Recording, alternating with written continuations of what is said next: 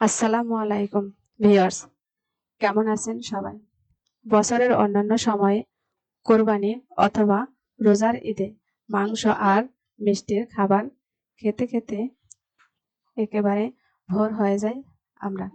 তখন সবাই কোনো না কোনো শাক ভাজি দিয়ে ভাত খেতে চাই।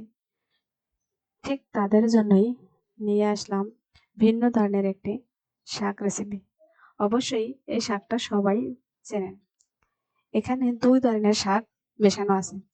হেঁচি শাকের সাথে এই শাকটাও নিয়েছি আমি।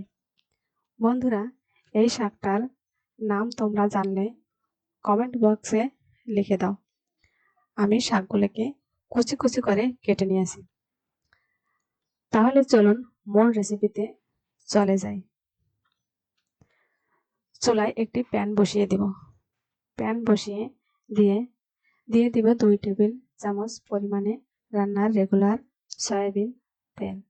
দিয়ে দেব হাফ কাপ পেঁয়াজ কুচি।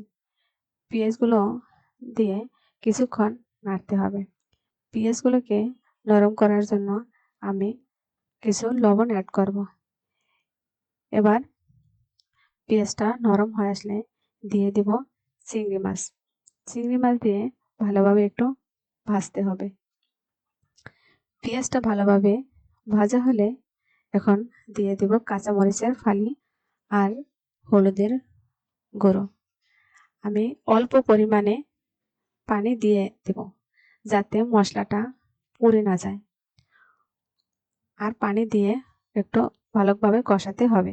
এখন অ্যাড করে দিব 3 টেবিল চামচ পরিমাণে নারকেল পেস্ট। নারকেল পেস্টটা সকলেই দেওয়ার চেষ্টা করবেন, তাহলে দেখবেন এটার স্বাদটা কত সুন্দর লাগে। নারকেল পেস্টটা দিয়ে ভালোভাবে উল্টিয়ে ভাজতে হবে। তবে অবশ্যই চুলার জালটা লো ফ্লেমে রাখতে হবে। লো ফ্লেমে রেখে আস্তে আস্তে করে নারকেলটা ভাজতে হবে। নারকেল কষানোর উপরেই এই শাকের স্বাদটা আসে, স্মেলটাও আসে সেই রকমের। এখন কেটে রাখা শাকগুলো দিয়ে দিব আমি। ঢাকনা দিয়ে ঢেকে দেব অল্প সময়ের জন্য। এবার ঢাকনা সরিয়ে উল্টিয়ে পাল্টিয়ে নেড়ে দিতে হবে। দেখতে পাচ্ছেন শাক থেকে আমার পানি বের হচ্ছে। এই পানিটা আস্তে আস্তে করে শুকিয়ে নিতে হবে। আমার কাছে মনে হলো ঝালটা একটু কম হয়েছে, তাই আমি দিয়ে দিব আরো 2টি কাঁচামরিচের ফালি। আরো কিছুক্ষণের জন্য ঢাকনা দিয়ে ঢেকে দেব আমি। ঢাকনা দিয়ে বেশিক্ষণ রাখবেন না আপনারা, তাহলে শাকের কালারটা নষ্ট হয়ে যাবে।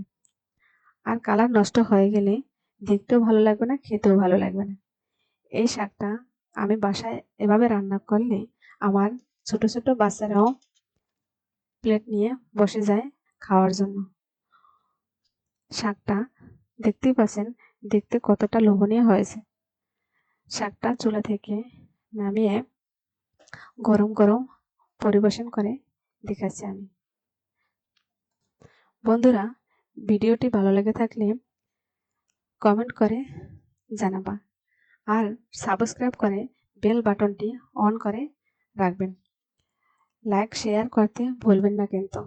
আর আমার ফেসবুক পেজ থেকে দেখে থাকলে ভিডিওটি ফলো দিয়ে রাখবেন, তাহলে ভিডিও ছাড়ার সাথে সাথে নোটিফিকেশন চলে যাবে আপনার কাছে।